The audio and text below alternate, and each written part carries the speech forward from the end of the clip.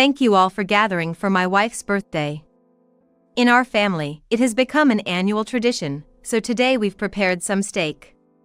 By the way, I've got some top-grade meat for my wife and son," said my husband, John, as he started talking with a smile at a family dinner. He seems to have prepared some fancy barbecue for today, and the table was lined with meat. The relatives all smiled, drawn by John's smile. However, I was the only one frowning with a furrowed brow. Premium steak as an annual tradition? This was news to me. Rather, my husband on my birthday. Just as I was thinking about this, a glass of ice water was placed in front of me. The glass was packed with ice to the brim. "Mom, here you go. I prepared it today," said my son Wakian, bringing the ice water. It looked like a perfectly normal scene, but the relatives had questions in their eyes. That's because Wakian had purposely moved all the meat in front of me aside, made space, and placed the ice water there. "Wakian is such a good boy. Preparing water for Mom. But if you move the meat, Mom can't eat, can she? Today's Mom's birthday, so Dad has prepared some really good meat. Wakian, eat lots with Mom today," my in-laws said to Wakian while they addressed the lone glass of ice water in front of me. Then Wakian, looking puzzled, said, "Huh? Mom always just has water on her birthday? That's normal, Dad always says." None of the relatives could immediately understand what Wakian said. But my husband's face clearly changed color. This single glass of ice water would lead to a lifetime of regret for him. That was what I was certain of. "Hey Wakian, what do you mean Mom only ever has water? Can you explain that to Grandma?" Amid the confused silence of the relatives, my mother-in-law asked Wakian for clarification. Unperturbed, Wakian began to describe the usual situation. "You know, Mom always just handles the steak for Dad and me. She never eats any meat herself, she only drinks water. Dad tells her, 'You're fine with just water.' What does that mean? Was Dad harassing Mom? It seems so, doesn't it? I don't want to believe John would do such a thing, but Wakian doesn't seem to be lying. What kinds of things has my husband been doing to me regularly?" The in-laws looked troubled as Wakian spoke, and the rest of the family was buzzing with agitation. "Hey, Dad, Mom, and everyone, why are you making such a fuss? There's no way I'd do something like that. Wakian must be mistaken. Don't take a child's word for it. Is that really the case? I hope it's just a misunderstanding by Wakian. But with a little kid like Wakian, might he just be saying what he sees? I don't want to believe John would do that either. John has been harassing me." The realization spread, causing a stir around. In panic, John vehemently denied it. John, making excuses that Wakian was just a child, seemed less believable because of it, having the opposite effect. Seeing the in-laws' reactions and realizing they weren't convinced, John became even more agitated and turned to me. "Come on, Kelly, tell them. I haven't been harassing you, right?" His gaze, sharp as a knife, almost seemed threatening. "Oh. Don't say anything unnecessary, is what you want to say, but it's written all over your face." Normally threatened by my husband, I endured it. So although I immediately understood what he wanted, this time I couldn't back down. I decided to answer his question with a slight tilt of my head. "What? Not harassing? Isn't just giving me ice water on our anniversary a form of harassment or abuse?" "What? Hey, Kelly, what are you saying?" "So, it was true then?" "John, why would you do such a foolish thing?" As I spoke of being harassed, John's expression transformed, as if confronted with an unexpected crisis, his face showing panic and uncertainty. Meanwhile, the in-laws and relatives were taken aback by my confession. Unable to hide their confusion, conversation stalled, and murmurs spread through the room. "Everyone, calm down. This must be some mistake. Kelly and Wakian are trying to frame me. If anyone's been harassed, it's me. Believe me. You can't just say that and blame it on me or Wakian. I'm not sure which is true. My husband John tried to excuse himself, shifting the blame to us. Who is he to say such a thing? I was astounded, but with no proof, I would only confuse the in-laws and other relatives further. Now is the only chance to expose John's true nature. I thought, but I couldn't start talking right away. Because if I spoke now, Wakian would hear everything. I didn't want Wakian to hear, so the first thing was to have him move to another room. Sister, I'm sorry to ask, but could you take Wakian to another room? I have something to discuss that's not suitable for him to hear. I'm sorry for the inconvenience. It must be something very important then. Okay, Wakian, let's go play in another room with Auntie. Yeah, got it. My sister-in-law, who was among the gathered relatives, understood the situation and gladly took Wakian with her. With Wakian moving obediently, I could now proceed with the conversation with peace of mind. This was the real battle. Thinking this, I took a deep breath to steady my nerves before beginning. Everyone, please watch this video. Once I confirmed that Wakian and my sister-in-law had moved to another room, I took out the laptop I had prepared and showed them a video. The video showed the following scenes. Come on, you didn't even greet me when I came home from work. Haven't I always said to greet me within 5 seconds of me coming home? I'm sorry. I was busy preparing dinner and couldn't leave it. What, dinner's not ready yet? You're too slow. This was a recording from when my husband came home from work, but I also showed everyone a video from a mealtime. What is this meal? It's too awful to eat. I'll do this with it. Hey, what are you doing? Throwing a meal in the trash is terrible. Shut up. Don't defy me. It's your fault for only being able to make terrible meals. My husband John's verbal abuse was clearly captured in the video. The verbal abuse took place in various locations, and some scenes even matched what Wakian had told his grandmother. What? Wait a minute. How did you manage to record this video? John was frantic, not knowing he was being recorded. It proved he thought too little of me, assuming I was incapable of doing anything. The things you've done to me were so terrible that I had to install surveillance cameras to gather evidence. As I said this, the in-laws also saw the video and were convinced that my story was true. What's the meaning of this? John, what stupid thing have you been doing? It's just too much. Poor Kelly. Not only that, you tried to deceive us too, they added. No, this isn't right. Dad, Mom, please calm down. That's right. Kelly is making all this up. John tried to excuse himself, but even at this point, he refused to admit the truth. But his excuses weren't sweet enough to be believed. The video was too convincing. It's unbelievable that Kelly would fabricate a video. What would she gain from that? Exactly as Dad says. And didn't it also show what Wakian was talking about just now? As the in-laws berated John, the other relatives chimed in with voices of agreement. Damn it! Realizing that nothing he said would make a difference, John hung his head in defeat. John, why would you do something like this? As his father pressed him, John, resigned, began to explain why he had been abusing me. I work for a major company, and everyone there holds me in high credit. One day, I was entrusted with a responsible task. Is that so? That's great. But what does that have to do with abusing Kelly?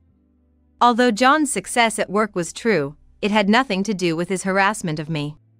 Perhaps thinking the same, the in-laws looked perplexed as they listened to him. Being expected to perform is fine, but it became too much.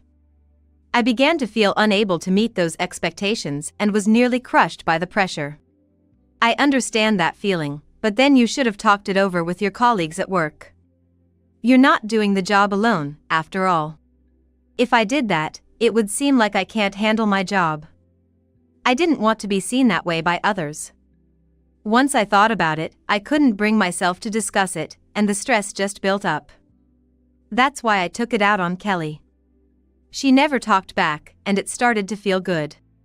In other words, John's stress built up due to his excessive pride. And because I didn't talk back, his behavior escalated. What are you going on about? Just because your work isn't going well, you have no right to hurt Kelly. Releasing stress is necessary, but the way you're doing it is all wrong. Doing it like that, you're not just hurting Kelly, but Wakian too. You need to think about how your actions affect your family. That's right. Since you're married, Kelly would have listened to what's been going on with you. Not doing that and instead acting so foolishly is truly pitiful. With that, the in-laws scolded John, thinking of me and Wakian. Confronted with how foolish his actions were, John knelt before me and began to apologize. Kelly, I was wrong. There's no one more important to me than you and Wakian. I'm truly sorry for hurting you both. He continued to apologize multiple times, showing true remorse from an outsider's perspective. Hey John, look up. Kelly, can you forgive me? As I spoke gently to my husband, he smiled briefly but then froze, noticing something in my hand. What, that picture? Why do you have that? In my hand was a photo. As John looked closely at it, his face turned pale. Mom, Dad, please look at this. The photo showed an unknown woman and girl. What is this? Who are these people in the photo? Mom, do you know them? No, I don't know her. Kelly, can you tell us who these people are? They are John's other wife and his love child. What? Are you serious? Does that mean John has been cheating? I can't believe this. John, maybe you should have given that premium meat to your other wife and your love child, not me? No. Kelly, what are you talking about? Other wife and a child, you're saying some strange things. John desperately tried to laugh it off and deflect the blame. The in-laws watched our interaction with stern faces and began to press John for the truth. John, tell us the truth. If this is true, it's unforgivable. Abusing your wife and then a secret wife and a child? There's no taking that back. Dad, Mom, what are you talking about? I haven't cheated. Don't jump to conclusions just because of one photo. It was like when Wakian revealed the harassment, he thought he could make us believe it was all a misunderstanding. I needed to make it clear that he was gravely mistaken, so I played my next card. I don't just have one photo of the other wife and secret child. I have a whole collection. John, can you still deny your affairs after seeing these? Why do you have such photos? When I handed them to him, thinking there was no way out, John held his head and muttered weakly. The photos were numerous, showing John happily dining at a stylish restaurant with his other wife, walking arm in arm through the streets, and playing in the park with the three of them looking like a real family. I had been suspecting John's infidelity for some time. That's why I hired a detective, but I never expected to gather this much evidence. Damn it, why? Why did you suspect me of cheating? For John, he must have thought he hadn't been acting suspiciously. Confused about why he was suspected and caught, he was flustered. Of course, I had reasons for noticing something was off about him. Recently, John, you've been prioritizing work too much. What are you talking about? That can't be helped. Like I said earlier, I was assigned responsible tasks at work. That might be true. While the detective was investigating, there were nights when John left the office alone late, and his business trips and overtime had increased. I really think it's great that John is working hard. I'm not doubting that part. Then why? It's good to work hard, but you were canceling plans with me and Wakian too often. It was as if our plans never existed, completely disregarded. That made me suspicious. If he had just valued his time with me and Wakian a little more, I wouldn't have suspected him of cheating and wouldn't have hired a detective. The surveillance cameras were initially installed to catch him cheating. John, you were always cheating while on business trips. That's why the surveillance couldn't catch the cheating, but it did catch your abuse, which was good enough. Damn it! How did it come to this? Everything that had happened was the result of the seeds he had sown. If he had considered what he had been doing all along, he might have realized sooner, but John hung his head as if to say, this wasn't supposed to happen. So, it really is true that you've been cheating. How much more do you need to hurt Kelly and Wackian before you're satisfied? With so much evidence gathered, the in-laws and other relatives surrounded John, glaring at him with sharp eyes. John, we are disowning you. That's okay with you, right, Mom? Yes, of course. Dad, you said it well. Of course, we should also get divorced. I'll be asking for alimony and child support, so be prepared. Following the in-laws, I declared my intention to divorce John. I thought maybe this would make him reflect a little and regret what he has done. But it seems my hopes were too optimistic. Oh, is that so? Then do whatever you like. I'll gladly leave. What? Do you even understand what you're saying? Unbelievably, John was defiant even now. His declaration that he would gladly leave was shocking, but the conversation didn't end there. I originally intended to use Kelly as a housekeeper. She was quiet and obedient, which made her convenient and easy to manipulate. So, you only saw me that way. I hadn't expected such a blunt declaration, but strangely, I wasn't as shocked as I might have been. Perhaps I had already sensed John's feelings. So, Dad, Mom, and everyone else, was every time you were nice to me in front of others just an act? Did you just realize that now? If I prepare top-quality meat for you in front of everyone, they'll think I'm a good husband, and I thought you'd be easy to fool since you're so simple. John spoke nonchalantly, laughing wickedly. It was futile to try to cover up anything at this point, but I was truly appalled by his change in demeanor. I plan to divorce Kelly and start over with my new family. I'll work hard for them and make sure I get ahead. John declared confidently. As John brazenly embraced his new narrative, the anger of the in-laws and other relatives only grew. Enough already! How much more do you need to embarrass yourself in front of people? Really? Listening to you is truly embarrassing. It's utterly shameful. The in-laws raised their voices, and other relatives either agreed or even seemed ready to physically confront John. Everyone was furious with John, their anger reaching a peak, but it seemed like no one's words could reach him now. Oh, scary, scary. Well, say whatever you want. Whatever you all say doesn't bother me one bit. Even though the in-laws and other relatives were furious, John didn't change his attitude. He probably thinks he can easily pay the alimony and child support and that with his job, other wife, and secret child, he can easily continue his life. But you can only show that confidence up to here. John really doesn't understand anything. To deliver the final blow, I decided to reveal a fact unknown to John.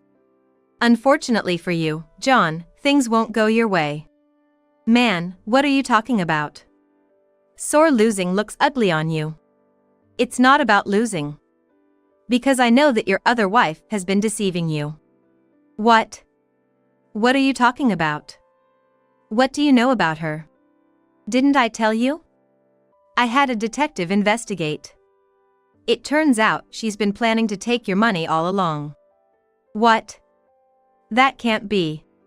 As I revealed the facts, the complacent smile disappeared from John's face. He was flustered and couldn't believe it, but I knew about it because I had already contacted his other wife and demanded alimony. When I met your other wife directly, she said this, John is just an ATM. No, that's a lie. That can't be. We even have a child, you know? John truly believed that his other wife loved him. That's probably why he thought the girl born to them was his child. But there was also a hidden fact about that girl that John didn't know. That girl isn't your child, John. Your other wife has multiple men, and the child is one of theirs. Shut up. Don't make stuff up. She's not that kind of person. Who are you to say that? Despite having neglected me and Wackian and cheated, how can he believe so strongly in his other wife? In the end, both my husband and his other wife are just two peas in a pod to me.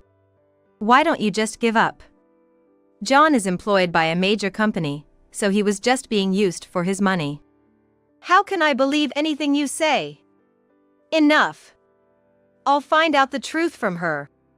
John said, clearly unable to believe my words, as he took out his smartphone to call his other wife. It's a lie, right? The number is not in service. Could it be that what Kelly said is true? I told you, I've already looked into it. John struggled to accept the reality in front of him, repeatedly trying to call his other wife, but the results remained the same. The calls didn't go through. Damn. The phone won't connect. Looks like I'll have to go find her myself. John, wait. It's dangerous to do that. What now? What's so dangerous? Didn't I say your other wife is involved with multiple men? Some of them are dangerous. If they find out, you could be the one targeted. What? What am I supposed to do then? By this point, John had stopped doubting me. Instead, he was trembling in fear at the realization that he might be targeted. They might even come to your company. That's bad, the company can't get involved. Come on, Kelly, help me out. We're married, aren't we? John seemed to finally understand the gravity of the situation. Now he was asking for my help, but no matter how much he pleaded, I had no intention to assist him. We're getting divorced, so we'll be ex-spouses soon. I have no intention of helping you after you've deceived me, your parents, and all our relatives for so long. And above all, I can't forgive you for hurting Wackian. That's so cold. Dad, Mom, anyone, please, I'm begging you. John was desperately pleading with his in-laws and relatives. But his words reached no one. After looking at each other, his father-in-law firmly told him, I don't know anything about it. I've disowned you. Handle it yourself. This wasn't supposed to happen. Thus, John faced the consequences of his actions all at once, completely abandoned by all his relatives and filled with regret. I later heard from the in-laws that, to avoid dangerous people, he had to quit his job and started moving from place to place. John is apparently managing to make ends meet by working day jobs to pay for the alimony. On the other hand, as for me. Hey Kelly, I want to introduce you to a job that would be perfect for you. Would you consider working there? I think it's a good opportunity for you. Thank you so much. But I want to find a job on my own strength, for Waishan's sake too, and do my best. After divorcing John, I decided to take a job and am raising Wackian. The in-laws and other relatives offered to introduce me to a job, and I truly appreciate their kindness, but I can't rely solely on their generosity. I want to do my best on my own for Waishan's sake. It's a step towards changing the weaker version of myself who couldn't muster the courage and just complied with John's demands. There will undoubtedly be many challenges ahead, but I believe that as long as Wackian and I are together, we'll be okay. I have to become a strong mother for him,